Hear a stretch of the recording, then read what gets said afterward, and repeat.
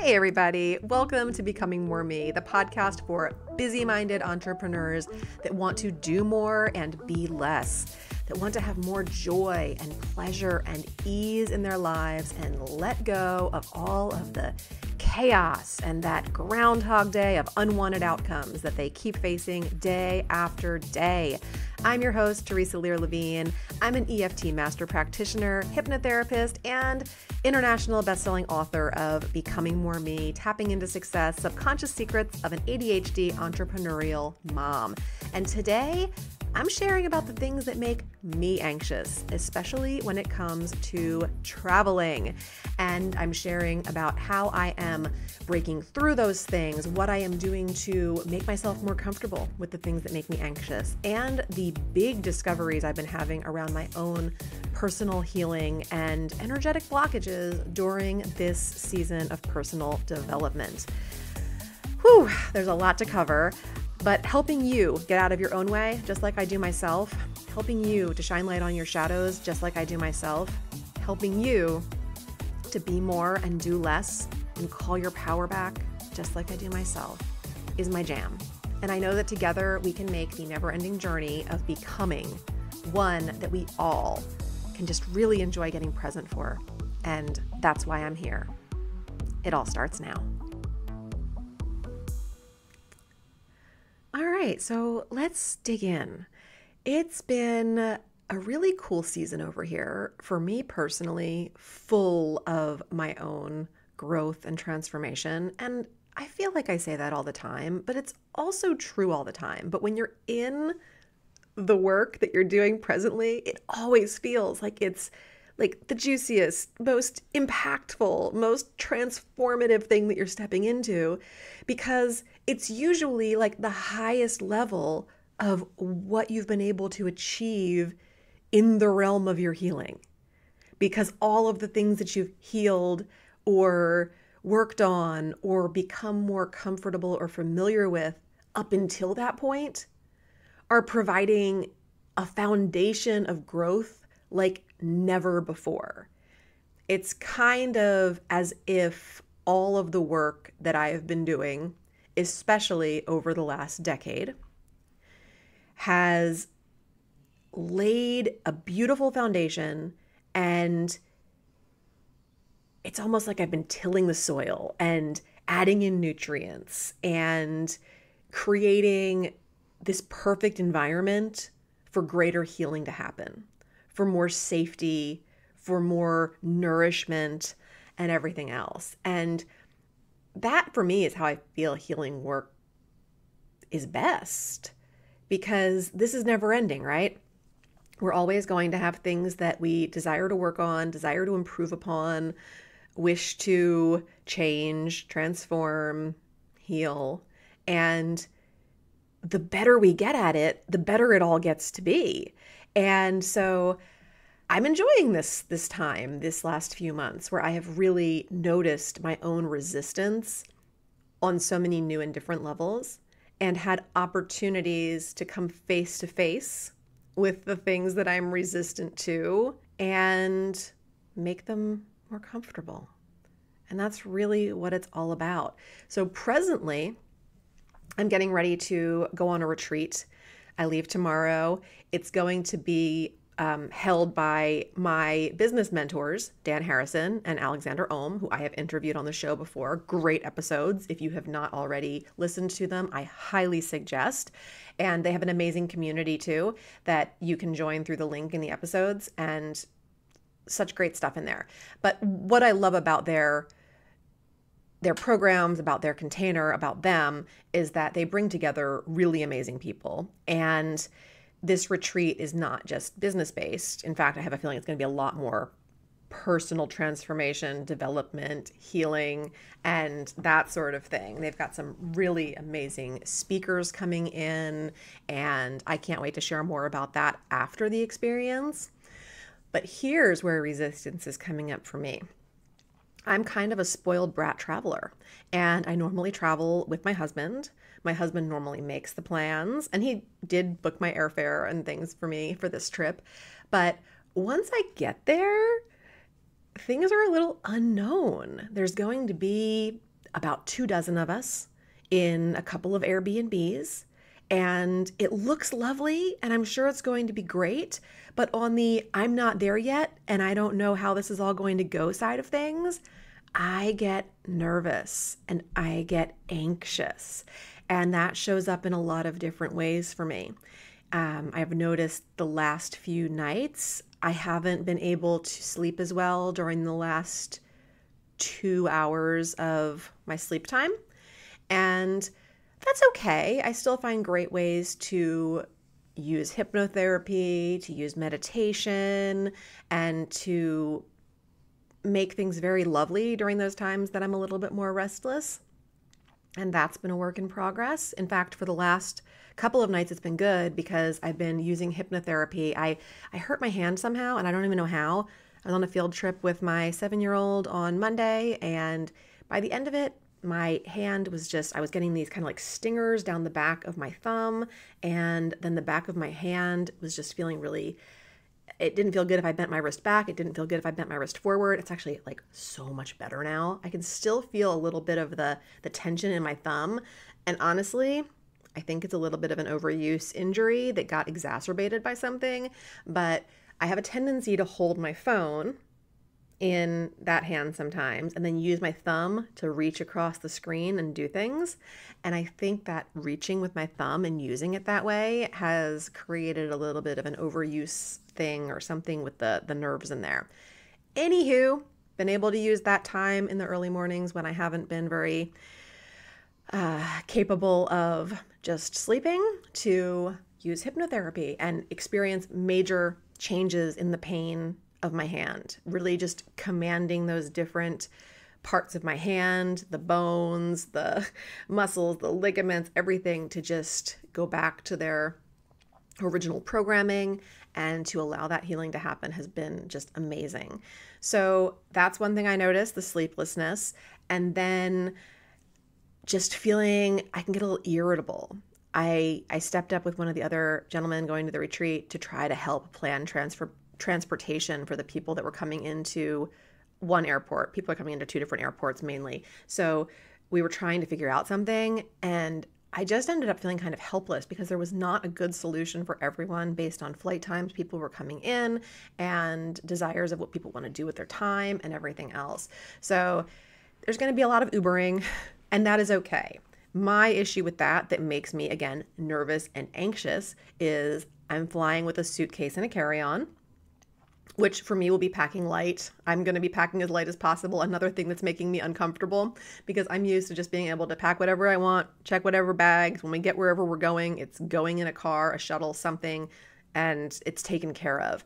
But to land at an airport and have half a day to kill before I can get to the retreat, I've got to have my bags with me everywhere I go. And then on the day that I'm leaving, my husband booked a very late flight out for me so that I could enjoy the day and do some touristy things and not feel rushed coming back.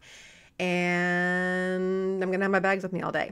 So that, not knowing how all that's going to pan out, makes me feel anxious, or I allow it to make me feel anxious. And this is an area where through nervous system regulation, through hypnotherapy, I've come a long way.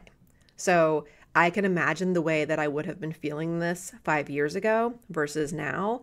And I can really have a positive comparison experience there where I'm like, wow, like you're doing this thing, you're doing good. Sure, you're noticing these things that are familiar ways of you dealing with this uncertainty, but you're processing it and you're moving through it. And I'm finding myself resting in the safety of knowing that one way or another, it's all going to be okay. It's going to work out the way it's supposed to. Already feeling the gratitude of an amazing weekend ahead, and so on and so forth. So another thing that gets me anxious is not knowing what the sleeping accommodations are going to be like. When you go to a hotel chain regularly, you know what to expect. When you go to certain resorts, you have an idea of what to expect. But with an Airbnb, you just don't know until you get there. So even if I booked this myself and I knew what bedroom was going to be mine and so on and so forth, I'd still have a little bit of this going on. But it's like, I don't know what size the bed will be. I don't know what the mattress will be like. I am going to try my darndest to fit my own pillows in my suitcase because that is a major source of comfort for me that I don't want to leave behind. Do you feel let down or stuck because traditional talk therapy hasn't gotten you anywhere with the healing or change you've been desiring in your life? I've been there too, and I know how skeptical we can all be about trying some newfangled therapy or investing in ourselves more when we have already done so freaking much of that. But if you are still stuck in a Groundhog Day of unwanted outcomes, just go over to Instagram. @Teresa Lear Levine is my profile, and send me a message. All you need to do is type the word reclaim and hit send. If you want to say more, feel free. But if you'll do that, I will know that you would like to have a conversation, and we will dive in to the transformation you're looking to create. We will dive in to the things you've tried before. We will dive into what's holding you back. And by the end of the conversation, you will have clarity around whether or not nervous system regulation and subconscious mind work might help.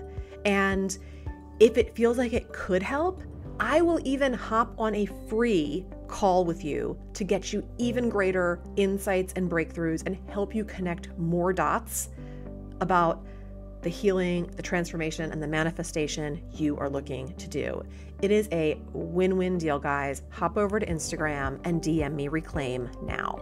I don't know what the bathroom situation will be like, how many of us are sharing a bathroom, or what the proximity of the bathroom to my bedroom is. These are all things that when I know them, I feel more comfortable.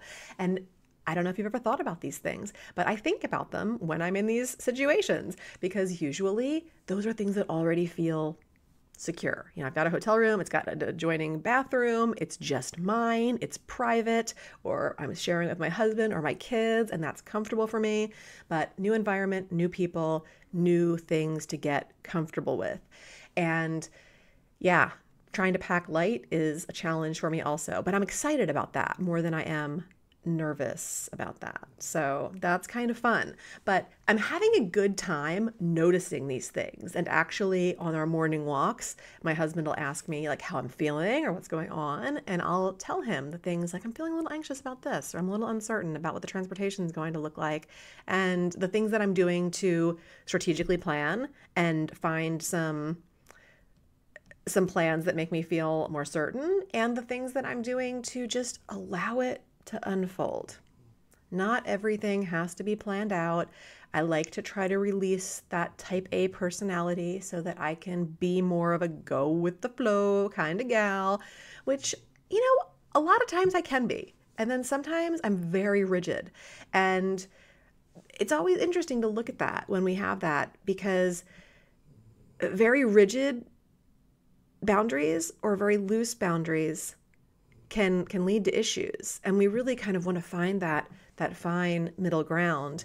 And this wasn't exactly boundaries that I was talking about in the things I was getting anxious about, but I think it translates into the world of boundaries as well. So I'm excited, and I'm really excited to be able to share with you when I get back all of the things that I'm going to be learning, experiencing, and transforming with. So it's just going to be another place where I can hold space for other people that are working on things and also experience transformation myself. And I'm just super grateful for that. And I have all these things that have kind of been brought to the surface for me, these resistances, these different anxieties that now I can bring into a healing environment and work on further. So for me, I've discovered a lot of things in the last few months that I would say are more lower chakra kind of blockages that are looking for love, attention, and healing. And I have been finding a lot of correlations, and I talk about some of this in my book. It's just that now I'm finding deeper layers. I'm finding new stories and beliefs. I'm working through things in a different way. But between the money beliefs and money blocks that I still carry along with me and the sexual blocks. So there's, for me, what I've identified as a block to receiving. And that is what I've been working on a lot lately. I was I was blessed to be granted some sessions with an up-and-coming EFT practitioner who wanted to do some practice sessions. And I normally say no to that. There's a lot of opportunity for that in the communities that I'm in. And because I have identified these receiving blocks, when this opportunity came up with a particular practitioner that's getting ready to get her level 3 EFT masters, I was like, you know what? Why not? Why not? And so far, it's been a beautiful experience. And I have also been doing some trades with other practitioners that use different modalities to advance my own healing and to be able to give back and help them with theirs too. And that's not always something that I have time for in my business, but I'm in a season where I'm just really open to it. And it's been really enriching. And I just love being able to work with different practitioners. And I hire many also and work with them too. I love being able to work with different modalities and different practitioners because that affects the experience that I can then give to my own clients. I find new little tips, tricks, and things that I then weave into nervous system regulation and subconscious mind work. So always learning, always growing. And I'm just really excited for what is on the other side of these different breakthroughs that I'm making right now, because it's as if I've discovered another Groundhog Day of unwanted outcomes that have been going on for me. And while none of it is really that terrible, there's going to be some amazing stuff on the other side of this next breakthrough that I'm making. And I'm ready for it. I'm really, really ready for it. And I think that's important because so many of us say we want to change, or we say that we want to be happier or calmer or just feel lighter and more aligned in our life. And then we pretty much do anything and everything that speaks to that not happening. And we have to be willing to see that and to notice all the ways that we are holding ourselves back so that we can step into a whole new reality, shift those paradigms, and really just show up so much different in our life. And that's what I'm all about. So I just wanted to show up here today and just share some of the challenges and resistances that I'm going through right now, share how I'm working on different things and discovering new things, and allow you to see that this is the kind of parallel that you get when you do this work too. This is the kind of transformation and joy and evolution that comes through committing to doing transformative work in your life and then seeing how that shows up in your physical reality. It's not just doing self-work for the sake of self-work. This is, and already has been, impacting my marriage and my sex life in amazingly positive ways. This has already been affecting my business in amazingly positive ways. So there's real benefit and tangible results that happen through doing the intangible healing work that is what I specialize in. And also honoring all the different cycles that are happening at the same time that we're trying to make these adjustments and changes in our life. I will leave you with a little thought around comparison and giving our best to something that came up for me recently. And I just recently did a show that was about the upside of comparison and how to leverage it for your success. If you haven't listened to that one, definitely go check that out. It's a great way if you have a tendency to compare yourself to others or find yourself, letting that little green-eyed monster of envy out, to really flip the script and make it an amazing thing for yourself. And also, there's plenty of downsides to comparison. So I always say that we need to, if we're going to compare, we should really just compare to ourselves. And that's the best thing.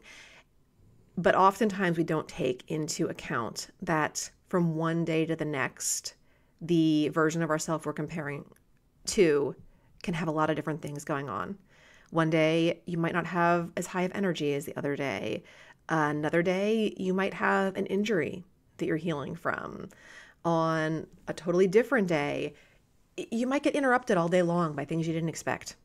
Whether that's things that your kids are doing, things that were unexpected from your business, who knows? The phone just rings all day and it's one of those days and you just don't feel like you can get anything done and you end up feeling frustrated. Not every day, we can't compare our Monday self to our Tuesday self because things could be totally different. And just asking you to keep that in mind if you do make comparisons, because I know it can be really easy to get frustrated and think, oh gosh, if I could only just harness productivity and focus today, then everything would be different. But it's not always that easy. But when we open up to the possibility of having those kind of days, those kind of moments, those kind of shifts in experience in our life, they do come. It's not always when we want or expect them, but they do come and they are available to us. And on those days when we're injured or we're tired or we're interrupted and we're still doing things at whatever capacity, we're still giving 100% of what we're able to. It's just that our 100% can look very different from one day to the next. And that's really all we can do, is to do the best we can with what we've got on any given day and to find ways to give ourselves grace so that we can breathe easy and know that everything is aligned. It's happening according to a divine timeline that we just simply don't get an advance preview of. And that's good enough. It definitely is good enough. And also, just to take that a little bit farther, because I was working with someone recently and we were finding that happy place where things are just kind of good enough and being okay with that. Just be careful of if that's leaking into what you really want for your life. In the case of this client, he was having inconsistency with income and with accomplishing his goals in a more steady fashion. And sometimes it's hard to keep things steady, sure. But what was happening was where some things could be good enough and okay, and that was a sign of just letting go of perfectionism. When it came to the income and the other things with the business, he was letting that same, 80% is good enough, whatever, be there instead of how he wanted to be creating more income, having more consistency, having more clients. Because he had some income, some consistency, and some clients, he was in that same loop creating, I guess it's good enough. And not allowing himself to receive more, create more, and abundantly hold more. There was a set point there. So I know that's a lot of confusing stuff that I just kind of shelled out. It's like, compare, don't compare, do it this way, do it that way. This is why developing intuition is honestly one of the number one things we can do in our life and business. Because when we are connected with our body, with our gut, with our heart, with our center, when we can get grounded and when we can really use that intuitive sense that we have, then you will feel in your body if the comparison is a good or bad thing, if you are pushing yourself in a way that is nourishing and enriching and good, or whether you are pushing yourself in a way that is like hustle, strive, self-punishment. And that comes from getting to know yourself better. That comes through doing this deeper work. That comes through all the transformation that I've been talking about for this entire episode. So lean into it all, sort it out, feel it, see what feels like a hell yeah in your body and what feels like a hell no, and honor it deeply. I love you. Thank you for listening. I know you have so many choices when it comes to podcasts, and I am so grateful that you're here with me, becoming more me.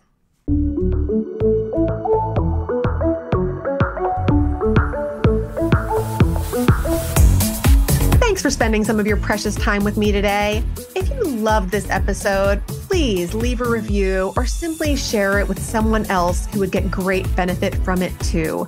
If you share on social media, please tag me so I can personally connect and thank you. Until next time, keep taking bold and brave steps towards becoming more of who you want to be in this world. You are capable, you are worthy, and you are enough. And if your inner critic is still trying to argue with those facts, hit me up. We've got work to do.